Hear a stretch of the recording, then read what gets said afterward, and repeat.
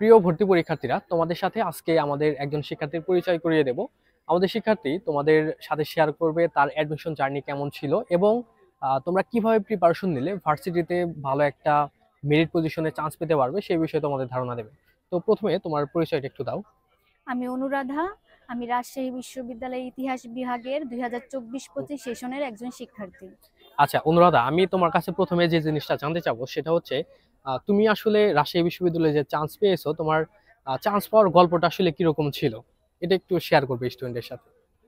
প্রথমত আমি একজন সেকেন্ড টাইমার হিসেবে আমার জার্নিটা এমন ছিল বলতে আমি কখনো হতাশ হইনি। আমার একটা লক্ষ্য ছিল যে যে করে হোক আমার রাবিতে চান্স পেতেই হবে। আমি কঠোর পরিশ্রম করেছি, নিজের ধৈর্য শক্তি ধরে রেখেছি এবং কঠোর পরিশ্রম বলতে অনেক নিজের সবকিছুটুকু দিয়ে চেষ্টা করেছি যে আমাকে যেভাবে হোক একটা ভালো মেরিট পজিশন পেতেই হবে। আচ্ছা, এখানে আমি তোমাদের একটা কথা বলি।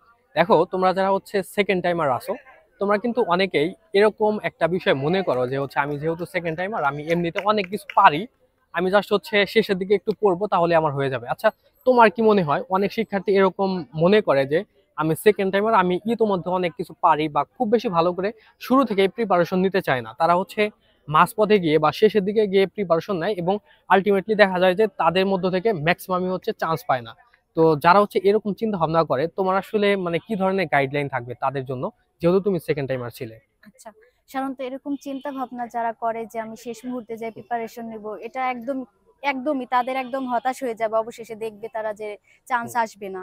প্রথম থেকেই প্রথম থেকেই তোমাকে লেগে থাকতে হবে যে আমাকে যেভাবে হোক ভালো একটা মেরিট পজিশন আচ্ছা অর্জন করে নিতে হবে।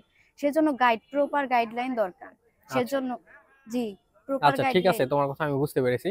অনুরাধা কিন্তু এখানে তোমাদের সুন্দর একটা কথা বলেছে, সেটা হচ্ছে তোমরা যারা মনে করো যে আমি শেষের দিকে গিয়ে পড়লে হয়ে যাবে, এটা কিন্তু আসলে আদৌ সম্ভব হয় না। কারণ অ্যাডমিশন হচ্ছে একটা ভর্তি যুদ্ধ, হ্যাঁ।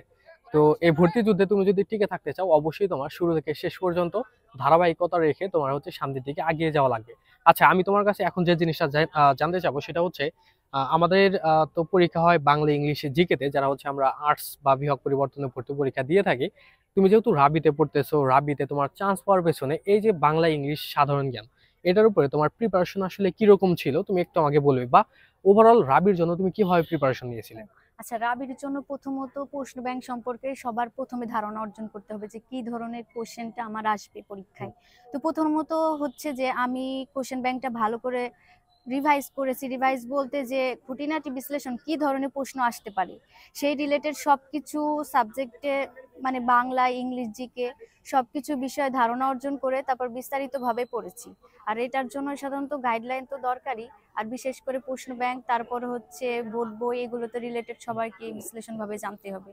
আচ্ছা, এখানে অনুরাধা কিন্তু তোমাদের সুন্দর কথা বলেছে, সেটা হচ্ছে তোমরা যারা হচ্ছে ভর্তি পরীক্ষা দেবে, সেটা যে ইউনিভার্সিটিতেই হোক, তোমাদের প্রথমত ওই পার্টিকুলার ইউনিভার্সিটিতে কি ধরনের প্রশ্ন আসে বাংলা, ইংলিশ, সাধারণ জ্ঞানে, ওইটা হচ্ছে তোমার জানতে হবে। এখন তুমি যদি এই জিনিসটা জানতে চাও, অবশ্যই তোমার প্রশ্ন ব্যাংক সম্পর্কে ধারণা থাকা লাগবে।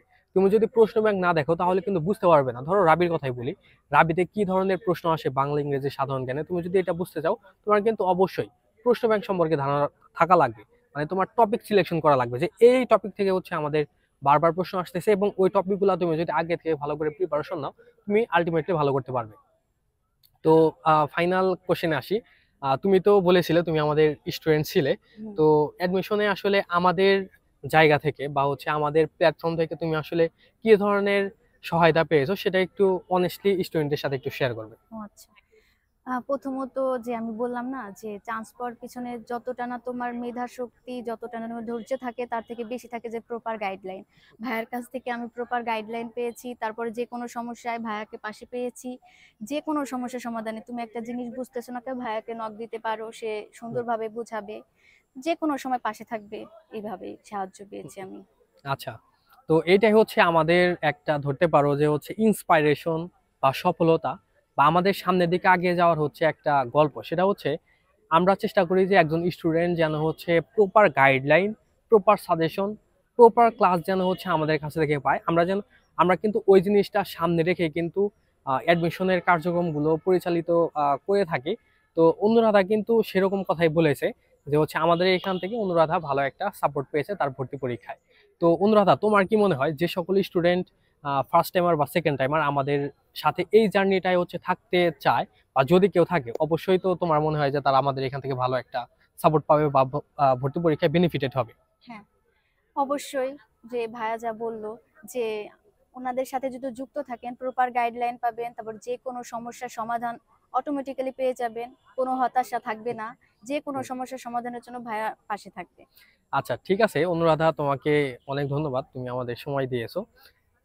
তোমরা যারা হচ্ছে সেকেন্ড টাইম ভর্তি পরীক্ষা দিচ্ছ তোমরা চাইলে কিন্তু আমাদের ব্যাচে অ্যাডমিট হতে পারো। আমাদের কিন্তু সেকেন্ড টাইমের জন্য বর্তমানে ব্যাচও আছে। তোমরা কেউ যদি মনে করো আমাদের এখানে ভর্তি হবে, তাহলে স্ক্রিনে দেয়া নাম্বারে তোমরা হচ্ছে যোগাযোগ করবে আমাদের সাথে। আর তোমরা যারা হচ্ছে রাজশাহী বিশ্ববিদ্যালয়ে ভর্তি পরীক্ষা দেবে, স্পেশালি তুমি ফার্স্ট টাইমার বা সেকেন্ড টাইমার, তোমরা চাইলে আমাদের রাজশাহী ইউনিভার্সিটির ব্যাচে ভর্তি হতে পারো। ভর্তি পরীক্ষার জন্য সেরা সাপোর্ট পাবে আমাদের এখান থেকে। রাবিতে তোমার চান্স পাওয়ার জন্য তোমার বাংলা, ইংরেজি, সাধারণ জ্ঞান, তোমার যা যা প্রয়োজন প্রত্যেকটা বিষয় হচ্ছে আমাদের এখানে তোমরা একদম বেসিক থেকে অ্যাডভান্স লেভেল পর্যন্ত পাবে। তো তোমরা চাইলে আমাদের সাথে থাকতে পারো, ইনশাল্লাহ আমাদের এখান থেকে তোমরা সেরা সাপোর্টটাই পাবে। তো তোমরা সবাই ভালো থেকো। আমাদের সুন্দর একটা গল্প তোমাদের সাথে শেয়ার করলাম, তোমাদের কেমন লেগেছে সেটা অবশ্যই কমেন্টে জানাবে।